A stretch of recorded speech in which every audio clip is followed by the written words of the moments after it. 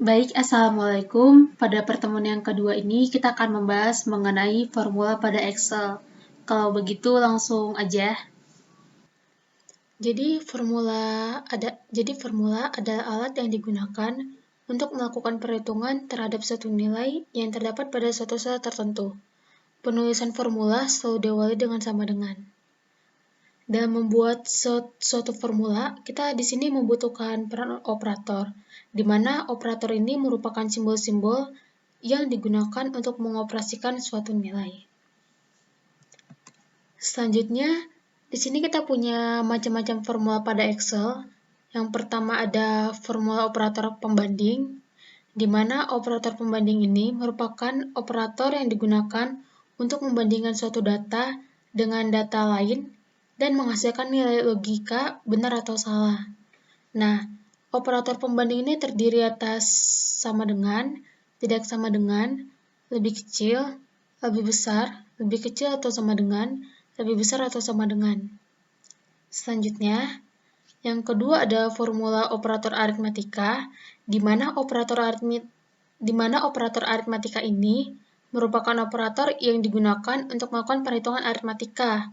Contohnya ada penjumlahan, pengurangan, pembagian, perkalian, dan sebagainya. Di sini kita punya formula-formula yang ada pada Excel. Yang pertama ada sum, yang berfungsi untuk menjumlahkan. Yang kedua ada if, di mana fungsi if ini digunakan untuk mengembalikan suatu nilai jika sebuah kondisi atau pernyataan bernilai benar, dan menampilkan nilai lain jika kondisi atau pernyataan bernilai salah. Jadi dia itu seperti true or false gitu.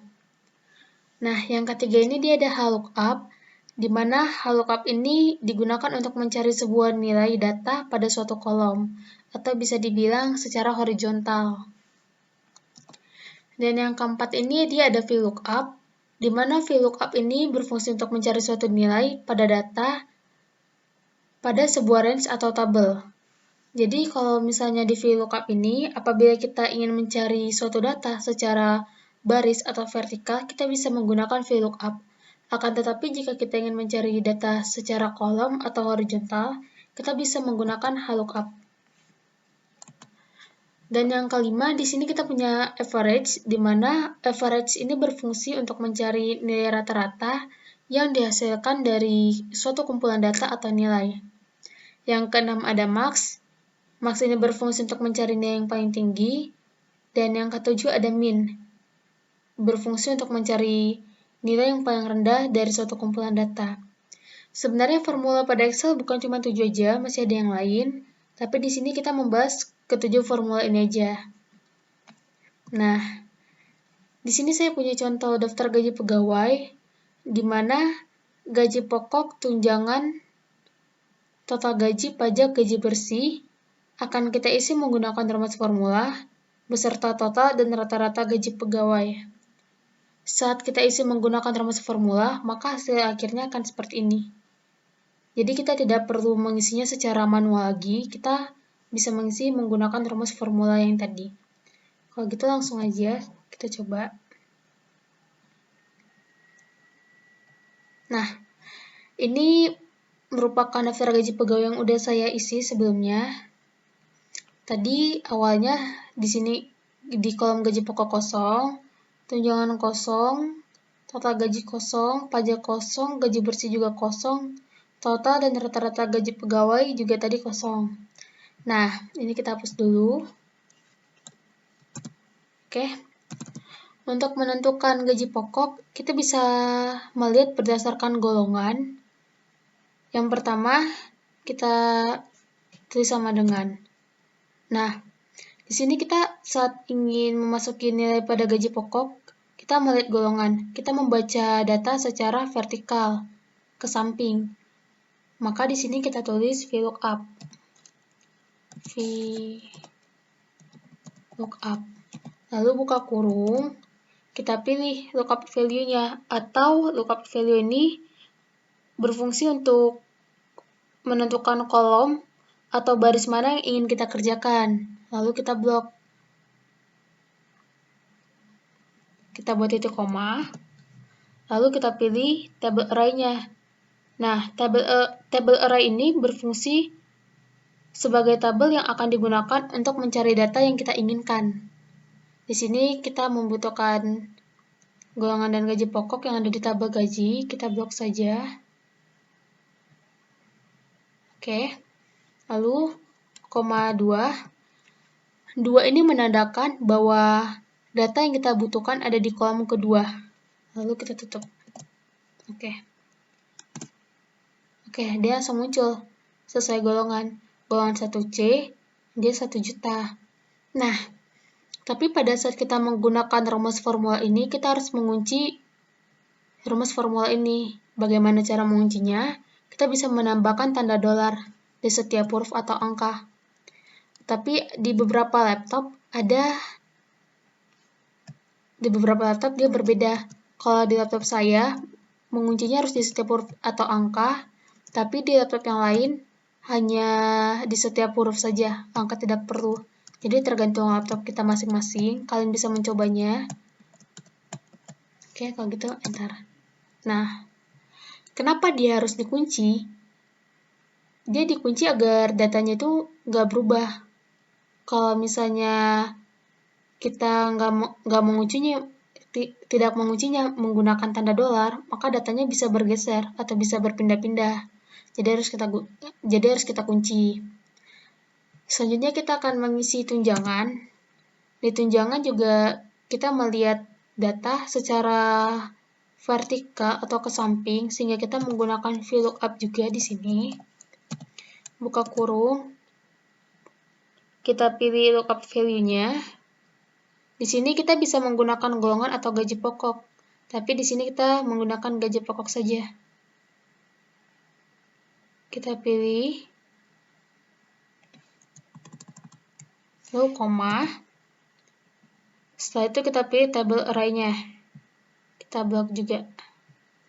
Nah, koma 2.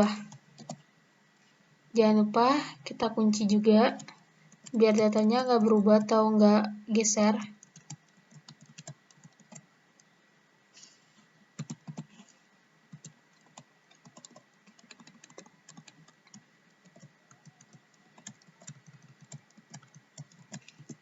Oke.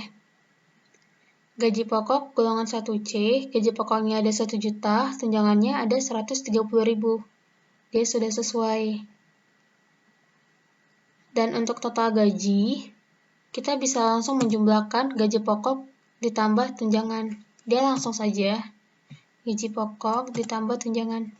Di enter. Nah, setelah itu kita di sini mencari pajak menggunakan tabel potongan pajak, di mana saat kita mengisi nilai di pajak ini kita membaca data secara horizontal atau ke bawah. Jadi kita menggunakan VLOOKUP.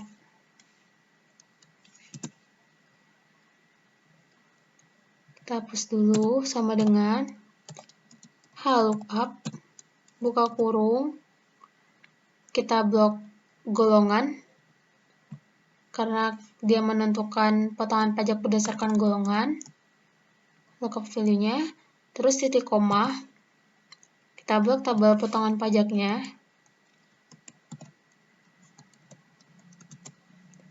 titik koma 2, tutup kurung, dikali total gaji.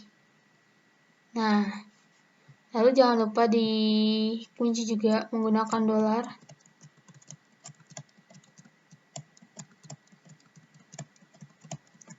Oke, maka hasilnya akan keluar 45.200. Begitu juga untuk golongan 1B dan 1A. Lalu, untuk gaji bersih, kita bisa mengurangkan total gaji dikurang pajak. Dia langsung saja sama dengan total gaji dikurang pajak. Oke. Totalnya akan keluar. Sementara kita akan mengisi total dari masing-masing kolom ini.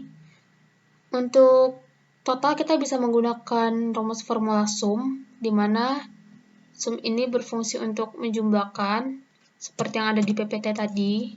sum buka kurung, kita blok dari atas sampai bawah. Lalu kita enter. Nah, maka dia otomatis akan terjumlahkan sendiri. Begitu juga dengan tunjangan, total gaji, pajak, dan gaji bersih. Kita menggunakan rumus sum. Lalu di sini kita akan mencari rata-rata gaji pegawai menggunakan average. Sama dengan average, buka kurung, kita blok di gaji bersih dari atas sampai bawah. Nah, lalu kita enter. Oke, hasilnya seperti ini. Jadi pada saat kalian ingin mengganti salah satu data yang ada di sini, dia akan terganti secara otomatis di bagian operator ini. Jadi kalian tidak perlu capek-capek lagi. Jadi menurut saya, sekian untuk video kali ini. Mohon maaf bila saya ada salah kata atau